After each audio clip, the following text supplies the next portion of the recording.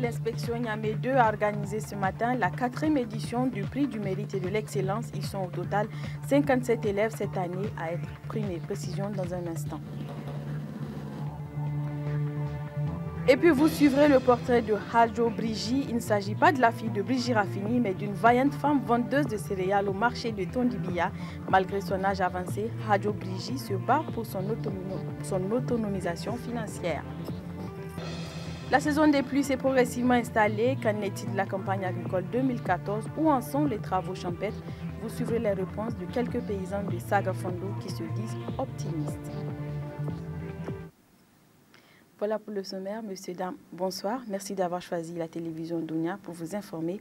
Bienvenue dans ce journal. Je vous le disais, remise officielle ce matin dans l'enceinte de l'école Amirou Jibo des prix aux meilleurs élèves du CM2 de l'inspection Niamey 2.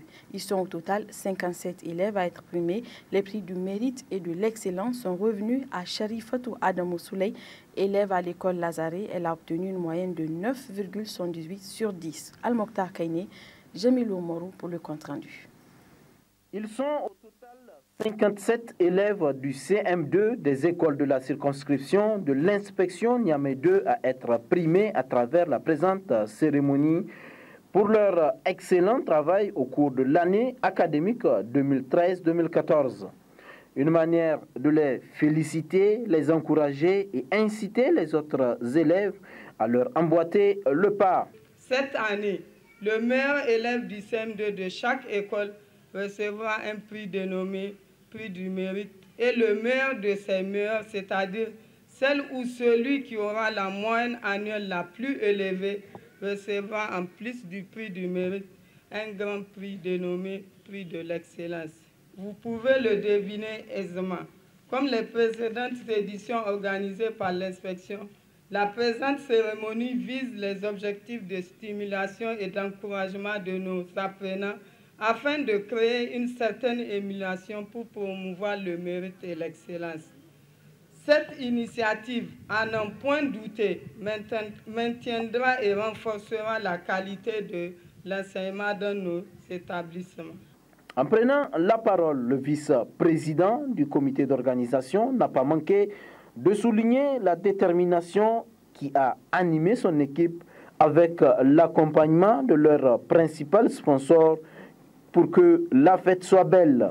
Grâce à la détermination du comité d'organisation, sous l'impulsion de Mme Moudi Zainabou, inspectrice de Niamey 2, mais aussi au soutien d'un fidèle sponsor, cette modeste cérémonie de remise de prix se tient aujourd'hui en lieu et place de la fête de la couronne. Ce sponsor, c'est Lydia Ludic que je vous demande d'applaudir très fort. En effet, après maintes rebondissements liés à la tenue de cette cérémonie, Lydia Ludic nous a encouragés et accepté de financer totalement l'organisation de cette remise de prix aux meilleurs élèves de chacune des 57 écoles que compte l'inspection de Niamey 2. Parmi les prix, on note celui du mérite et de l'excellence qui revient à mademoiselle Sharifatou Adamou Souley de l'école Lazare 4 avec une moyenne totale de 9,78 sur 10. Les lots sont composés de livres de 6e, français, maths, anglais, cahiers de 200 pages, ensemble géométrique, bic et divers autres objets d'écoliers. Une photo de famille a immortalisé l'événement. À présent, ce communiqué de presse de l'Union syndicale progressiste des travailleurs USPT, profondément préoccupé et indigné par l'escalade de la violence qui embrase le Moyen-Orient, le Bureau exécutif national de l'Union syndicale progressiste des travailleurs dénonce l'usage démesuré et disproportionné de la force par l'État d'Israël sous le fallacieux prétexte de protéger sa population. 2. Condamne et fustige le comportement des puissances impérialistes qui continuent à soutenir l'État sioniste d'Israël dans sa campagne de terreur et d'extermination du peuple palestinien, notamment les États-Unis d'Amérique. 3 dénonce le silence complice de nos gouvernements face à ce crime de grande échelle. 4 exprime sa compassion et son soutien au peuple palestinien dans sa lutte héroïque contre l'occupation. 5 enfin appelle toutes les forces progressistes à s'unir afin de combattre le colonialisme et la barbarie des États civilisés. Affaire à Niamey le 26 juin 2014 pour le BEN USPT, le secrétaire général Cheibou Tankari. Cela dit, l'École supérieure des télécommunications, en collaboration avec l'École supérieure multinationale de technologie, a organisé ce matin le concours d'entrée à l'ESMT de Dakar. Une centaine de nouveaux bacheliers sont venus composer. D'autres précisions avec Isidore Banaba et son beau amour. Ils sont au total 207 bacheliers à concourir pour l'entrée à l'École supérieure multinationale de technologie basée à Dakar. Depuis 3 ans, cette école s'est délocalisée à Niamey et forme des étudiants dans 2 filières, à savoir la technique et la technico-commerciale. C'est dire que les candidats qui seront retenus à l'issue de ce concours seront formés ici même à Niamey à l'École supérieure de télécommunications pendant 2 ans afin d'obtenir leur diplôme de technicien supérieur DTS. En 3 ans d'existence, les résultats semblent être probants et de nombreux bacheliers manifestent leurs intérêts vis-à-vis de la formation de cette école. À l'appel de ce matin, pratiquement tous ont répondu. On a eu à peine que 3 absents. Donc vous avez vu, malgré cette pluie, les candidats et les parents ont su braver quand même cette pluie pour répondre présent donc, à cet appel. Donc on peut remercier le bon Dieu. Et les concours se déroulent dans des excellentes conditions. On a organisé ce concours juste après le bac et c'est pour donner le maximum de chances aux meilleurs candidats, fraîchement en tout cas bacheliers, de se retrouver dans le métier des télécoms. La première promotion, on était à 60, la deuxième à peine 100, 150. Voyez-vous, le bon, c'est un bon extraordinaire. Et ce matin, vous avez vu, malgré la pluie, donc les étudiants et les parents sont venus et massivement. Donc ça dénote de cet engouement que les Nigériens aujourd'hui ont pour ce secteur des TIC et télécoms. Le nombre de candidatures croît chaque année et ces candidats qui viennent de finir les premières épreuves espèrent être parmi ceux qui formeront la 3e promotion de l'EST et titulaires d'un diplôme de l'École supérieure multinationale de technologie. C'est abordable, Dieu merci. C'est bien organisé vraiment. Ça, c'est bien. De nos jours, disons que c'est une filière qui est très importante. Et ça gagne, ça donne beaucoup. Ça n'a pas été difficile en tout cas. Ça a été un peu abordable quoi. C'est qu'il suffit d'avoir un peu de notion quoi. La composition va durer une journée et la correction des copies se fera à Dakar, au Sénégal. C'est dire que la neutralité et la transparence sont garanties. Autre aspect de cette édition, l'agence Niger Connexion et les artistes Espoir 2000 et Mampi de la Zambie ont animé hier après-midi une conférence de presse. Objectif, annoncer les couleurs du grand événement qu'organise cette agence le jour de la fête de Ramadan. D'autres précisions avec Nourdine Alohou et Jamil Oumor. Le concert de Ramadan coïncide avec le 5e anniversaire de l'agence Niger Connexion. Pour le jour de la fête du Ramadan, cette année, c'est Espoir 2000 et Mampi qui vont faire bouger la ville de Niamey. Lors de leur conférence de presse, les 2 groupes ont assuré un spectacle musical riche en couleurs. My hairdresser just put it together because I thought Niger is very, very hot. So I thought I should do something really short because usually I like big and long hair. But then because of the weather, I felt like I should just try something short and different for a change. And then the song, Walilo Welila, is a love song. And it's basically this woman appreciating her man, saying he's very sweet in every aspect of the word. He's loving, he's romantic, he was brought up in the right way. C'est un plaisir pour nous de participer avec ces grands artistes qu'on connaît, qu'on voit souvent à la télé et qu'aujourd'hui on a la chance de rencontrer. Moi je dis que c'est un plaisir de jouer avec eux, ça nous prouve qu'un jour aussi peut-être on serait de l'autre côté avec eux pour faire un autre show. Pour les promoteurs de Niger Connexion, c'est surtout le chemin parcouru qui est encourageant. comme d'ailleurs leur collaboration avec Move Niger. Je souhaite aussi remercier notre nouveau partenaire qui est Move. Aujourd'hui, Move veut s'inscrire dans la même dynamique que toutes ces grandes téléphonies mobiles du Niger. Certes, nous sommes pour la première fois réunis ensemble, mais nous espérons très prochainement nous rasseoir ensemble pour faire de plus grands événements. Aujourd'hui, nous avons la possibilité de travailler avec tout le monde, Dieu merci, et en étant pro, on travaille avec les pros. On remercie aussi toutes les télévisions qui sont là avec nous pour ce grand événement. Ce spectacle époustouflant, hors du commun, se promet régalant pour le jour de la fête du Ramadan au Palais des Sports de Niamey à partir de 20h. Tous les chats sont gris, au programme, aucun rendez-vous. C'est vrai, on n'a rien, mais on consomme jusqu'au matin. Ce qui est sûr, on est là. C'est Dieu qui nous protège tôt ou tard. Niamey va s'élever. Merci. Tu m'as manqué, yo. Baby girl, tu m'as manqué, yo. Baby girl, tu m'as manqué, yo.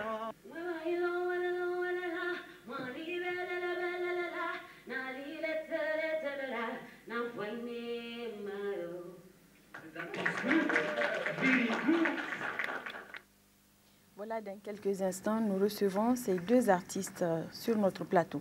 Cela dit, clôture hier après-midi à l'hôtel Homeland de Niamey de l'atelier de partage des propositions contenues dans le document du Programme national de protection de l'enfant 2014-2019, une cérémonie qui a regroupé les différents acteurs intervenant dans le domaine social. Hima Sebou, Sambozamo pour le compte-rendu.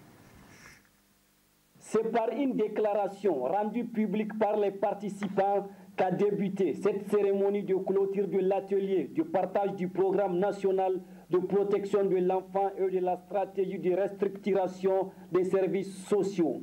Un programme qui s'inscrit dans le cadre de la mise en œuvre de la politique nationale de protection de l'enfant et qui vise à structurer de manière stratégique l'intervention du ministère de la Population afin d'obtenir des résultats à la hauteur des ambitions nationales et des attentes de la population.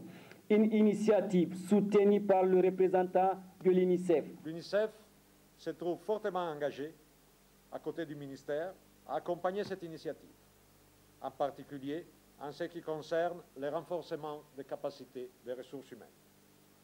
En effet, compte tenu de leur mandat, les services de l'action sociale reposent sur les ressources humaines.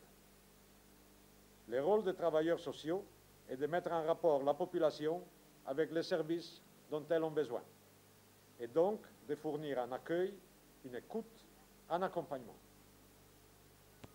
Dès lors que les ressources humaines sont en place, l'UNICEF sera prêt à apporter un appui technique et financier pour la formation du personnel et l'élaboration des normes, standards, procédures et divers outils de gestion indispensables à un travail de qualité. Et dans le cadre de la décentralisation, les communes pourront également apporter leur contribution au fonctionnement de ces services. Des partenariats avec le secteur privé sont aussi envisageables.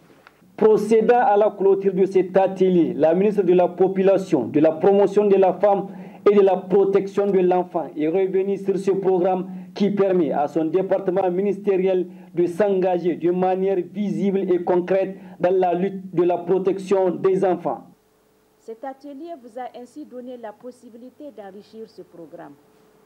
Vous avez également formulé des recommandations très pertinentes dont la mise en œuvre contribuera sans aucun doute à faire de ce programme un outil performant pour l'atteinte des objectifs nationaux en matière de protection de l'enfant.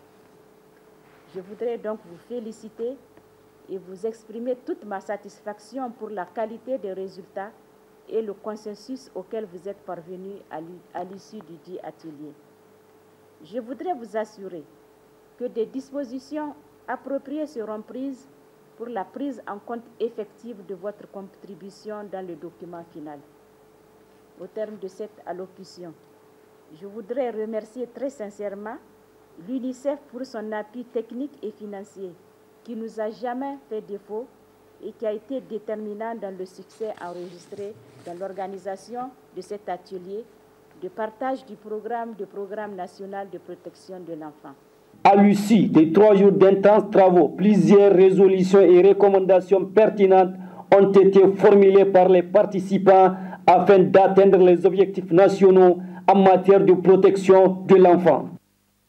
Culture à présent, remise officielle hier après-midi au centre Amel Sultan de Niamey des prix au lauréat de la 8e édition du concours de mémorisation du Saint-Coran dénommé Moussabaka, organisé par le groupe de presse Dounia. Plusieurs lots ont été décernés aux meilleurs participants. Nous retrouvons Isidore Banaba, Mourtala Zoberou et Issa Hassan pour le compte rendu.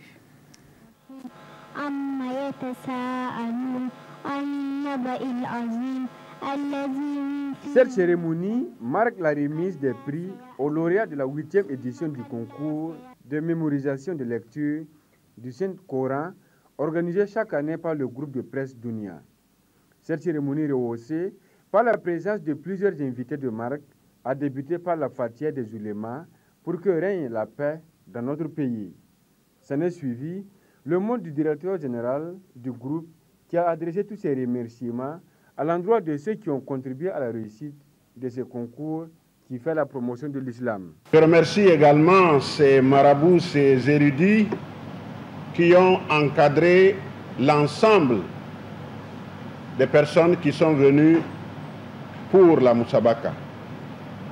Je remercie également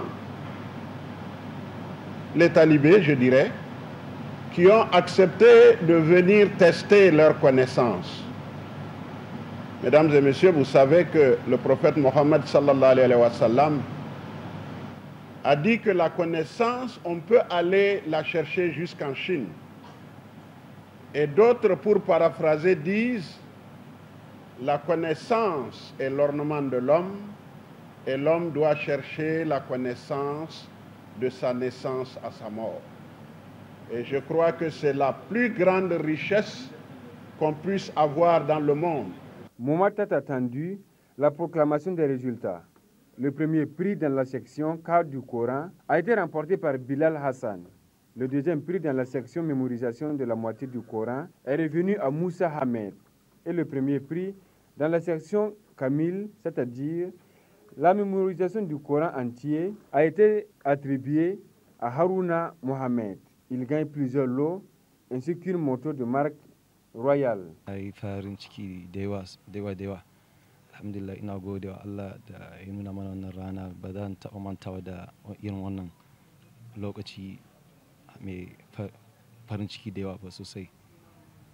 Kuma alhamdulillah na yi murna sosai da wannan ja'iza da wannan tele duniya suka bani. Alhamdulillah, ina gode Allah.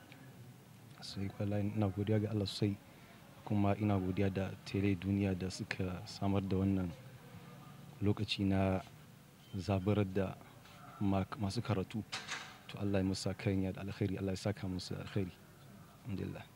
Les organisateurs de cette 8e édition se disent satisfaits du bon déroulement de ce concours car les objectifs recherchés sont atteints. Effectivement, vous l'avez remarqué, c'est la sanction donc, de cette journée commémorative de la 8e édition Radio-Télévision Dounia, donc de la Moussabaka, et qui a suivi donc la remise de prix. Ce que nous pouvons dire en première lieu, c'est d'abord remercier tout le groupe Dounia et les directions de la radio et de la télévision qui ont vraiment contribué avec les techniciens et les caméramans pour pouvoir permettre au bon déroulement de cette Moussabaka. Nous remercions à l'égard aussi du comité d'organisation, le comité de réception et le comité donc de jury, donc le membre du jury. Et notre grand hommage et remerciement vont à l'égard de tous les bons donateurs, nos valeureux donateurs, qui ont donné du plus grand lot jusqu'au plus petit. Nous avons Niger Islands, nous avons Asusu, nous avons Groupe Hambali. Nous avons aussi des donateurs qui donnent des pagnes. Nous avons donc des boutiques qui donnent aussi des gros lots. Par exemple, le boutique Lawali de Balafon qui a donné un grand lot donc de pagnes. Et nous remercions aussi tous les autres donateurs vraiment qui ont donné du plus grand jusqu'au plus petit qu'ils ont amené pour contribuer à ces compétiteurs vraiment pour sanctionner leur rétribution. L'objectif de ce concours, organisé par le groupe Dounia, est d'encourager la jeunesse nigérienne et africaine à s'intéresser et à mémoriser davantage le Saint-Coran. L'initiative est donc salutaire et mérite d'être soutenue.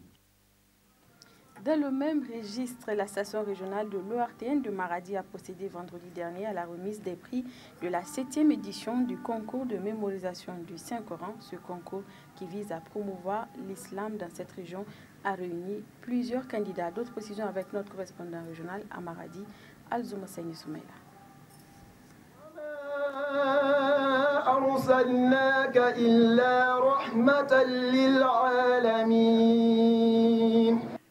Cadre de médiation par excellence pour la lecture et la mémorisation du Saint-Coran, en même temps cadre par excellence de démonstration d'une maîtrise parfaite des sourates du Saint-Coran, la Musabaka, organisée chaque année par la station régionale ORTN Maradi, a été clôturée ce vendredi 25 juillet 2014 avec cette cérémonie de remise des prix aux meilleurs candidats de la compétition. Une 7e édition dont le Grand Prix, composé d'1 million de francs CFA, d'une moto et divers articles, a été remporté par Malam Sani, un candidat qui s'est fait distinguer. La vision de l'ORTN à travers l'organisation de la Musabaka était au centre de l'intervention du responsable de la station régionale ORTN Maradi. La Musabaka se veut un programme qui s'inscrit dans le cadre de la mise en œuvre des missions traditionnelles assignées à l'ORTN. Il s'agit notamment d'informer, d'éduquer, de sensibiliser et de distraire, à contribuer au renforcement de la foi islamique et la culture de la paix. Nous estimons contribuer à la consolidation de l'unité nationale et à la cohésion sociale à travers le brassage entre les différents candidats. Susciter un élan de solidarité nationale à travers des donations afin de soutenir l'organisation du concours et attribuer des prix aux candidats qui se sont faits les plus méritants. Je voudrais saluer ici ces jeunes élèves des écoles coraniques, filles et garçons de la région de Maradi, qui ont participé à ce concours sous la supervision d'un jury composé de personnes rompues à la tâche et reconnues pour leurs compétences en éducation islamique. Il me plaît de faire mention ici de l'élan de solidarité manifesté par les autorités administratives et coutumières, les cadres de la région, les opérateurs économiques et d'autres personnes qui ont voulu garder l'anonymat et dont les contributions financières, matérielles et même morales ont été à la hauteur de nos attentes pour l'organisation de cette 7e édition de la Musabaka. Cette 7e édition de la Musabaka de la station régionale ORTN Maradi, clôturée sous l'égide des autorités administratives, coutumières et religieuses, a vu la participation d'un nombre important de candidats, preuve que la région de Maradi est l'une des plus grandes régions nigériennes où l'enseignement islamique est dispensé à grande échelle. Et pour clore ce chapitre, la radio alternative a organisé à Zender un concours de lecture du Saint-Coran. Une trentaine d'écoles coraniques ont ainsi participé cette année à cette édition. Le point avec notre correspondant régional à Zender, Moussa Damougarba. 18 élèves ont été primés à l'occasion de la remise des prix de la 5e édition du concours de lecture du Saint-Coran organisé par la radio alternative. C'est une grande cérémonie qui a été organisée. C'était en présence des autorités et des éminents leaders religieux. L'occasion a été donnée à plusieurs invités de s'exprimer sur le déroulement de ce concours. En prenant la parole le premier, le directeur de la radio alternative a rappelé d'abord toute la signification de ce concours. Il a par ailleurs remercié vivement les généreux donateurs qui ont bien voulu contribuer à la réussite de ce Musabaka. Des prix en nature et en espèces ont été distribués par catégorie de 2 hizib, 5, 10, 15, 30 et 60 hizib, le Coran entier. Il faut préciser que cette 5e édition a eu un grand succès au regard de l'importance des lots octroyés et par la présence de plusieurs centaines de fidèles. Le rendez-vous est pris pour l'année prochaine, Inch'Allah.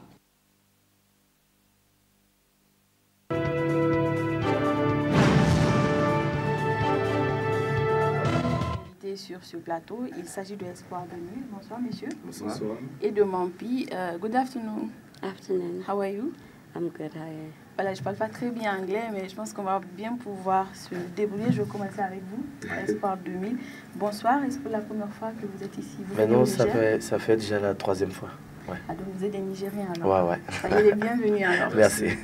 Comment vous trouvez le Niger? Ben, on a un public très chaleureux qui nous aime bien. Et je pense qu'à chaque fois qu'on vient, on arrive quand même à leur rendre ça. Et c'est toujours un plaisir pour nous d'être là. Donc, ils sont très accueillants, ils sont très sympas et ça va jusque-là. Voilà, Mompi, how are you? I'm well, thanks. I want to know if it's your first time you come here in Niger. Yes, it is actually my first time. Okay, how do you feel in Niger? I'm very excited. I love the place. It's a very beautiful place and people are friendly, so I love it. Thank you so much.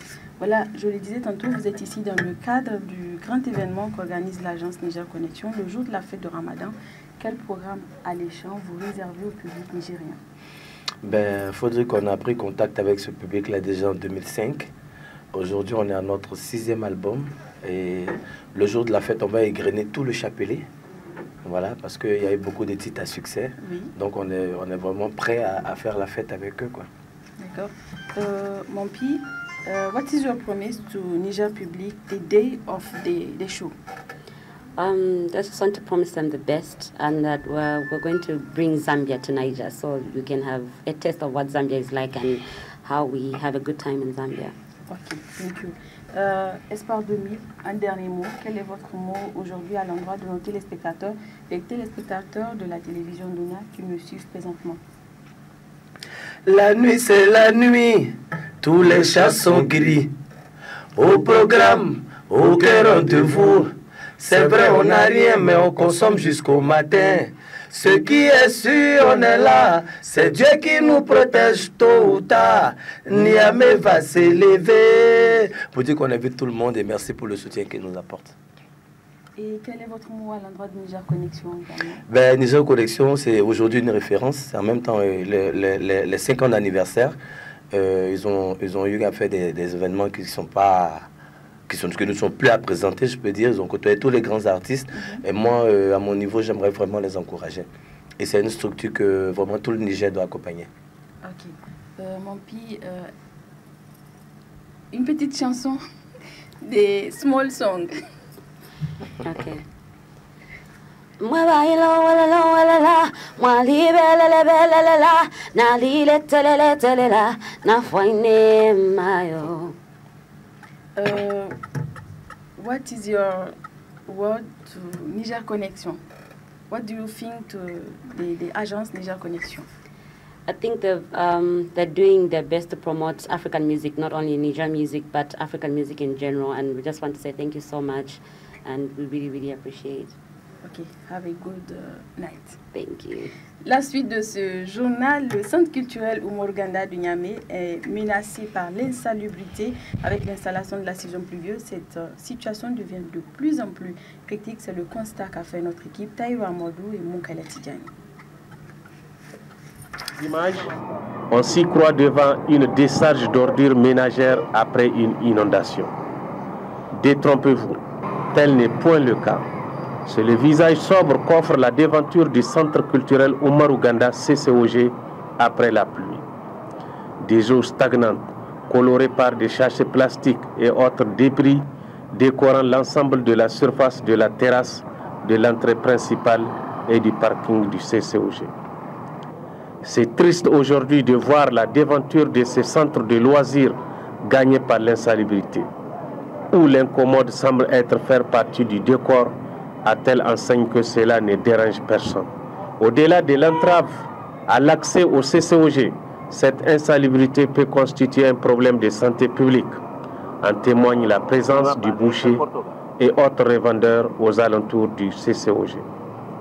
En rappel, cet endroit a été réhabilité rien qu'en 2005 lors des 5e Jeux de la francophonie qui se sont tenus à Niamey. Il n'y a pas de raison qu'on ne puisse pas garantir l'entretien du CCOG.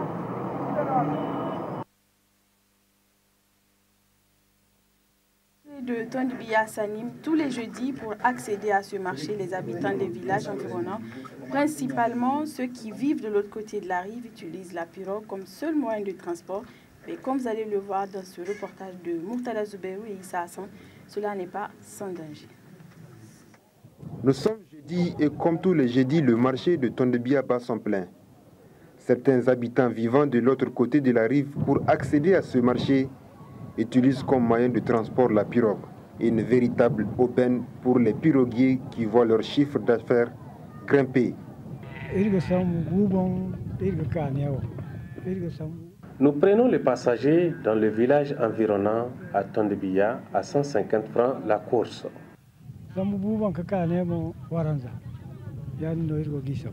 Sambunongo ka koy gurmache Tondibia koy gurmache waronka sambuno din ka kanongo waronka dinna bora sambunongo ka koy kari domia do dam gandano. Nous faisons traverser le passager à 100 francs par course. Il y a des endroits où nous prenons le passager à 150 francs. Et c'est de ça que nous vivons.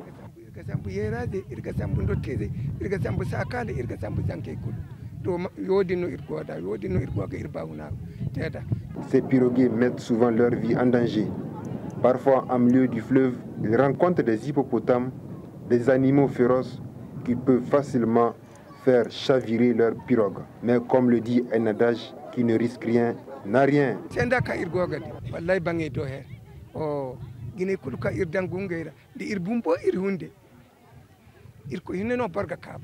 Les difficultés que nous rencontrons une fois dans l'eau, c'est avec les hippopotames. C'est seul Dieu qui nous sauve.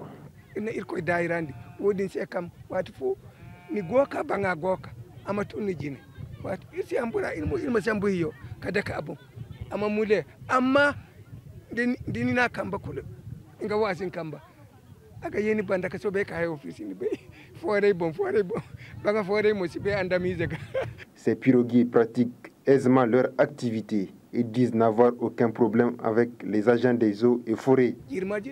Nous n'avons pas de problème avec les agents des eaux et forêts. Ils ne sont jamais venus nous dire que le gouvernement a dit ceci ou cela. Jamais. Très à l'aise dans les pirogues, les commerçants venus vendre leurs produits au marché de Tondibia trouvent ces moyens de transport très commodes. Ils accèdent facilement au marché et surtout à moindre coût. Les marchandises ne sont jamais endommagées, ce qui constitue un autre avantage malgré les risques qui viennent grands. Le marché de Tondibia, c'est aussi la vente de bétail qui provient de certains villages environnants. Ce commerce très lucratif permet à plusieurs revendeurs de tirer leur épingle du jeu. C'est un reportage de Murtada Zouberou et Issa Hassan. Tous les autres marchés du pays, le marché de Tondibia dispose d'une place réservée à la vente du bétail. On y vend des moutons et des chèvres qui proviennent des villages environnants. Dans ce marché, les prix des petits ruminants varient selon la taille de l'animal. Une belle affaire pour ces revendeurs. Des fois on gagne, des fois on perd. Ainsi va le marché. Pour les animaux, d'autres nous les élevons nous-mêmes et d'autres nous les achetons chez certains revendeurs. Par la suite, nous les revendons.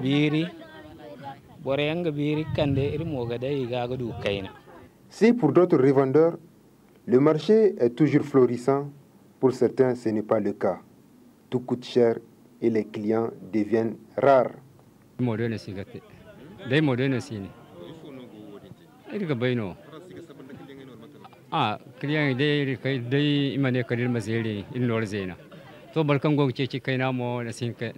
Vraiment, le marché ne va pas bien parce que nous avons des difficultés avec les clients. Ils veulent à ce qu'on casse complètement nos prix. Et pourtant, nous vendons pour avoir un bénéfice.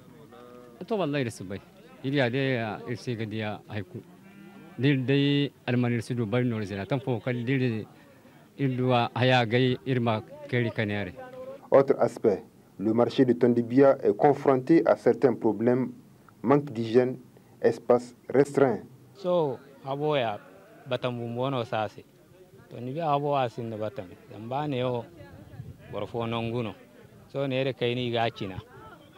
Le marché de bétail de Tondibia n'a plus de place. Les propriétaires ont tout morcelé. et d'ici peu, ces derniers viendront construire ici. Et nous demandons l'aide de l'État.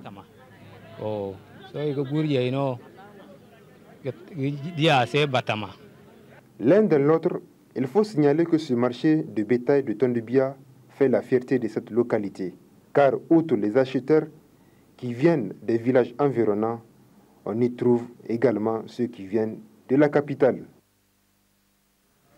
À présent, je vous invite à aller à la découverte d'une vaillante femme du nom de Hajo Brigi. Il ne s'agit pas de la fille de Brigi Raffini, vendeuse de céréales du marché de Tondibia.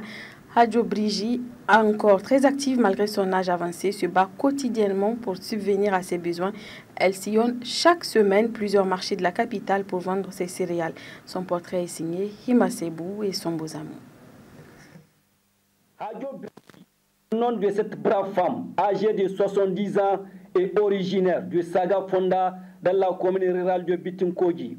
Pour subvenir à ses besoins, elle exerce ce petit commerce de vente du riz depuis bientôt 25 ans.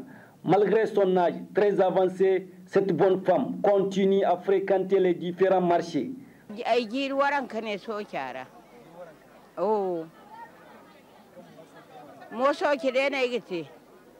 Daidu la aiga nere daidu haina iga nere de mo ade na iga nere gumu mawo irsha fondo rugga irugga ramano ko pizo waranka me guzongu arfo na iteda aiga te zara ga hau aiga te kambuza da hije kai kambuza da kebe kai kambuza ngana aiga te da. La détermination et l'engagement de Hajo Brigi doivent interpeller la jeune génération d'aujourd'hui à prendre conscience de l'importance du travail. Hajo Brigi, c'est un bel exemple à suivre. Malgré certains facteurs liés à son âge, cette femme du troisième âge, encore dynamique, atteste que seul le travail paye. Et puis vous le savez, la saison des pluies s'est pleinement installée. Une de nos équipes s'est rendue dans quelques champs de mil et certaines rizières à Sagafondo. Les paysans se disent satisfaits de l'évolution de la campagne agricole 2014, constate Taïro Amadou, Jamilou Mor. Des champs entièrement verts, c'est le paysage qu'offre la commune rurale de Sagafondo, conséquence du bon déroulement de la campagne agricole. Avec deux grandes pluies, nous serons satisfaits, confie ce paysan. Dieu merci. Nous prions seulement le bon Dieu pour qu'il nous accompagne avec deux grandes pluies. Pour participer à la mise en œuvre de l'initiative 3N et participer à la lutte contre l'insécurité alimentaire, les populations mettent aussi en valeur les rizières. Leur seule crainte, les débordements du fleuve qui occasionnent chaque année des inondations. Avec les énormes dégâts engendrés ces deux dernières par les inondations, les autorités compétentes ont pris l'initiative de construire une digue. Nous avons eu peur l'année dernière. On a fait 2 récoltes. Et puis, la pluie est venue. Nous n'avons plus rien. Maintenant, on craint pour les inondations. C'est pourquoi on lance un appel aux autorités pour qu'ils nous viennent en aide en nous construisant une digue. Avec une population de plus de 7000 habitants qui sont majoritairement des agriculteurs, la commune rurale de Sagafondo est une commune très active. Les populations ne demandent qu'à être appuyées afin de mettre en œuvre certains projets entrant dans le cadre de l'initiative 3N. Voilà, ainsi s'achève ce journal. Merci de l'avoir suivi. Prochain rendez-vous avec l'actualité demain à 13h.